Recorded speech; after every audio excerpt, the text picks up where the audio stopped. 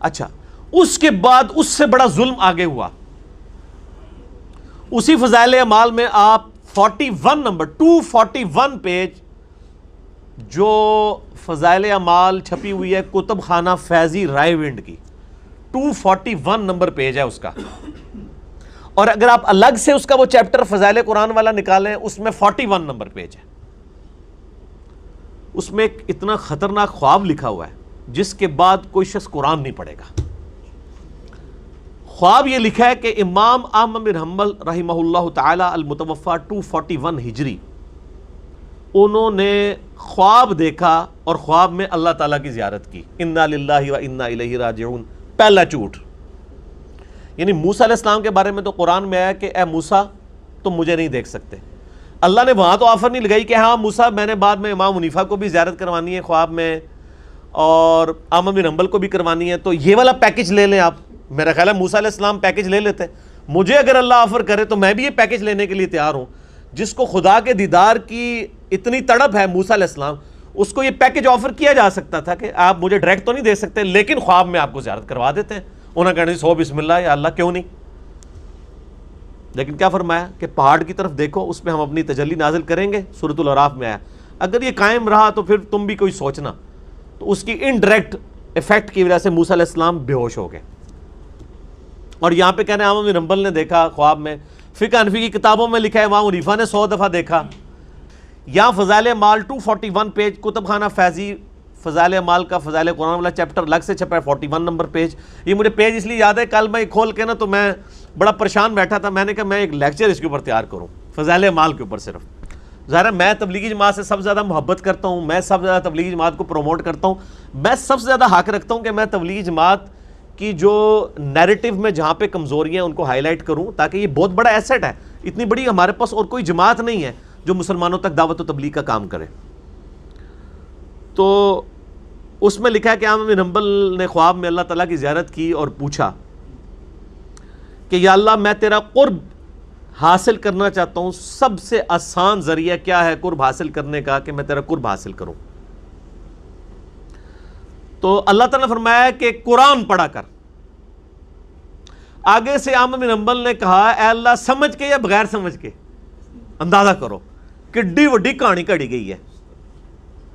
یہ احمد بن حنبل کبھی سوچ بھی نہیں سکتے, یعنی میرے جیسا بندہ نہیں یہ سوچتا کہ سمجھ کے کہ بغیر سمجھ کے. اور پھر یہ شاید سمجھے کہ احمد بن حنبل کوئی جو ہے وہ پنجابی تھے یا کوئی سندھی تھے, ان کو تو ویسے ہی عربی آتی تھی. عربی آنے والے کو سمجھ کے غیر سمجھ کے تو کہنے کی ضرورت ہی نہیں ہے. ٹھیک ہے, وہ تو سمجھ رہا ہوگا جو کچھ آپ سے بات ہو رہی ہوگی. تو اللہ تعالیٰ نے آگے سے ارشاد فرمایا کہ چاہے سمجھ کے پڑھ چاہے بغیر سمجھ کے پڑھ, انا للہ و انا الیہ راجعون. یعنی یہ ڈاکٹرائن کہیں قرآن میں بیٹھتی ہے, یعنی اس کا مطلب نعوذ باللہ قرآن میں تو اللہ تعالیٰ کچھ اور کہتا رہا اور احمد بن حنبل کو آگے خواب میں کچھ اور ہی کہانی کرا دی ہے. یہ جھوٹ ہے نا, مطلب خواب ہی جھوٹ ہے. تو طارق جمیل صاحب سے میں ریکویسٹ کروں گا کہ بیسیکلی آپ کا جو سلیبس ہے نا, جن علماء نے لکھا ہوا ہے وہ علماء لوگوں کو قرآن کی طرف آنے سے روک رہے ہیں. پہلے آپ اس کا تدارک کریں. آپ کہہ رہے ہیں کہ صاف ستھرا پانی کا تالاب میں نے جمع کیا ہوا ہے, بھائی اس میں گٹر کا پانی جہاں سے شامل ہو رہا ہے اس گٹر کے جو نل ہے اس کو بھی بند کریں, ادروائز آپ کے پاس جو صاف ستھرا پانی ہے یہ بھی تعفن زدہ ہو جائے گا. تو یہ تو ان کی ڈاکٹرائن ہے. اور ایک ڈاکٹرائن ہے قرآن حکیم کی. میں نے یہ پورا ریسرچ پیپر لکھا ہے, امام الانبیاء کی دعوت قرآن ریسرچ پیپر نمبر 4 ہے, ahlsunnatpak.com سے آپ ڈاؤن لوڈ کریں. اس میں اللہ تبارک و تعالیٰ نے کلیئر کٹ یہ ارشاد فرمایا کہ ہم نے قرآن نازل کس لیے کیا ہے. اس لیے نازل نہیں کیا کہ یہ جناب اس کو چاہے سمجھ کے پڑھیں چاہے بغیر سمجھ کے پڑھیں. یہ بالکل جھوٹا الزام اللہ تعالیٰ کے اوپر لگایا گیا. ایک جھوٹا خواب جو ہے وہ, یعنی آپ سمجھیں کہ یہ تو جھوٹا خواب بھی اس کو کہا جائے گا نا. اعوذ باللہ من الشیطان الرجیم, بسم اللہ الرحمن الرحیم. ایک تو یہ آیت جو 4 دفعہ ریپیٹ ہوئی ہے, سورۃ القمر آیت نمبر 17, 22, 32, 40. وَلَقَدْ يَسَّرْنَا الْقُرْآنَ لِلذِّكْرِ فَهَلْ مِن مُدَّكِرٍ. اور بے شک ہم نے قرآن کو یاد دہانی نصیحت کے لیے آسان کر دیا ہے کوئی سمجھنے والا. ایز فار ایز یاد دہانی نصیحت از کنسرنڈ, قرآن حکیم دنیا کی آسان ترین کتاب ہے. باقی تفصیلات تو علماء کو بھی نہیں پتہ. اگر میں جیولوجی کی آیات پوچھوں, ایسٹرونومی کی پوچھوں, باٹنی کی پوچھوں, ایمبریولوجی کی پوچھوں تو پتہ تو انہوں نے بھی کوئی نہیں ہے. ٹھیک ہے, تو میں یہ کہوں کہ علماء کو بھی نہیں آتا. نہیں, قرآن کا پرائمری مقصد نصیحت ہے اور اس کے لیے وہ آسان ہے. میرا ایک یوٹیوب پہ کلپ لاکھوں لوگ دیکھ چکے ہیں, تبلیغی جماعت والوں کو مخلصانہ نصیحت, اس میں نے اس آیت کو اس حوالے سے کوٹ کیا تھا. اچھا کہ قرآن حکیم آسان ہے, اس کو آپ یہ نہ بنا کے پیش کریں کہ یہ بڑا مشکل ہے اور اس کو پڑھنا جو ہے وہ شاید اس سے گمراہ ہو جائے گا. اچھا پھر اللہ تعالیٰ نے فرمایا, یہ عام نمبر کو خواب میں تو کچھ اور فرمایا نا, جھوٹا خواب ہے. سورہ صاد کی آیت نمبر ہے 29, کتاب انزلناہ الیک مبارک, اے نبی علیہ السلام یہ قرآن ایک مبارک کتاب آپ کی طرف ہم نے نازل کی ہے, لیدبروا آیاتہ تاکہ لوگ اس کی آیات میں تدبر کریں, ولیتذکر اولو الالباب اور نصیحت حاصل کریں اس سے عقل والے. ٹھیک ہے, پھر آیت ہے ان فی ذلک لذکری لمن کان لہ قلب او القی السمع وہو شہید, سورہ قاف میں. پھر سورہ قاف کی آخری آیت ہے فذکر بالقرآن من یخاف وعید, یعنی پورا قرآن تو یہ کہہ رہا ہے کہ تو قرآن سمجھنے کے لیے نازل ہوا ہے, یعنی چونے چاٹنے کے لیے نہ, چاہے سمجھ کے پڑھو جی چاہے بغیر سمجھ کے پڑھو, اڑ کے نہیں سمجھ کے پڑھنا ہے. جو اینڈ رزلٹ ہی ایک ہے, جب آپ لالچ ہی نہیں کسی کو دے رہے تو اس نے کہاں سے سمجھنا ہے, تو اس نے پھر طوطے کی طرح ہی پڑھنا ہے. اللہ تعالیٰ ہمارا ہم نے قرآن عربی میں اس لیے نازل کیا تاکہ تم اسے سمجھ سکو. ظاہر ہے اس میں اولین مخاطب تو مشرکین عرب تھے, عرب کے رہنے والے لوگ تھے, ان کی زبان میں, چونکہ انہی کو اللہ تعالیٰ نے جو ہے وہ اٹھانا تھا. یعنی قرآن حکیم کی جو مرکزی دعوت ہے وہ عرب کے لوگوں کی طرف ہے, انہی کو اٹھا کے پھر پوری دنیا تک قرآن کا پیغام پہنچانا تھا. اس لیے یہ ضروری تھا کہ جو لوگ لیڈرشپ کے اوپر فائز ہوں ان کی اپنی زبان کم از کم. اور میں یہ اکثر کہتا ہوں کہ عرب کے لوگوں کے اندر 2 کمزوریاں تھیں جن کو اللہ تعالیٰ نے اس حوالے سے اوور کم کیا کہ انہوں نے رومن اور پرشین امپائر اکھاڑ کے رکھ دی. کسی نے سوچا بھی نہیں تھا کہ بدو لوگ جن کو کسی زمرے میں شمار نہیں کیا جاتا تھا, 17 سال کے اندر 1 ہجری سے لے کے 17 ہجری کے اندر انہوں نے دونوں سپر پاورز الٹ کے رکھ دی. ان میں ایک کمزوری یہ تھی کہ طوائف الملوکی تھی, یعنی آپس میں لڑتے رہتے تھے, ایک قبیلہ دوسرے سے لڑتا تھا, کوئی ایک یونٹی نہیں تھی کہ ایک جھنڈے کے نیچے وہ جمع ہو. ان کو یہ پتہ نہیں تھا کہ ان کے اندر اتنا پوٹینشل موجود ہے کہ یہ جو آپس میں لڑتے رہتے ہیں اور اس ٹف ماحول کے عادی ہیں, ریگستانی ماحول کے, اور رومن اور پرشین امپائر جو کہ صدیوں سے دنیا پہ حکومت کرتے ہوئے ایک سمجھ لیں انہوں نے ایک کنکلوڈ کر لیا کہ ہمیں تو کوئی ڈیفیٹ کر ہی نہیں سکتا. وہ ایک آج کے دور کے اعتبار سے سمجھیں کہ وہ ایک فارمی قسم کے لوگ بن چکے ہوئے تھے, ایسیوں میں رہنے والے عرب کے لوگ, ٹف ماحول کے عادی, ریگستانی, ٹھیک ہے جی, اتنی مشکل زندگی گزارنے والے لوگ. لیکن کمزوری یہ تھی کہ طوائف الملوکی تھی. اگر کوئی ایک شخص ایسا ان میں مبعوث ہوتا جو ان کو ایک جھنڈے کے نیچے جمع کر دیتا تو وہ سارے لوگ, اتنے ٹف ماحول کے عادی لوگ, وہ اس قابل تھے کہ وہ رومن اور پرشین امپائر کو الٹ سکتے تھے. اور وہ اللہ تعالیٰ نے اپنا پیغمبر ان میں مبعوث کر دیا صلی اللہ علیہ وآلہ وسلم. دوسری ان کے اندر خامی تھی کہ وہ امی تھے, ان پڑھ, جاہل, اجڈ. ان کو یعنی یہ نٹوریس ورڈ کے طور پہ کہا جاتا تھا, یہ ان پڑھ ہے, کو تو پتہ ہی نہیں کسی چیز کا. اس کی وجہ سے جو اہل علم تھے ان کی بڑی دھاک ہوتی تھی عربیوں کے اوپر.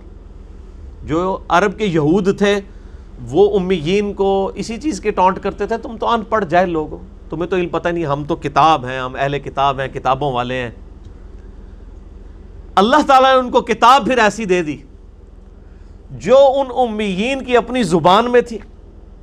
اب مجھے بتائیں, جو شخص سورۃ البقرہ, سورہ آل عمران, سورۃ المائدہ, سورہ نساء, یہ 4 سورتیں پڑھ لے, دنیا کا کوئی پادری چاہے وہ یہودی ہو یا عیسائی, وہ ان کا مقابلہ کر سکتا تھا.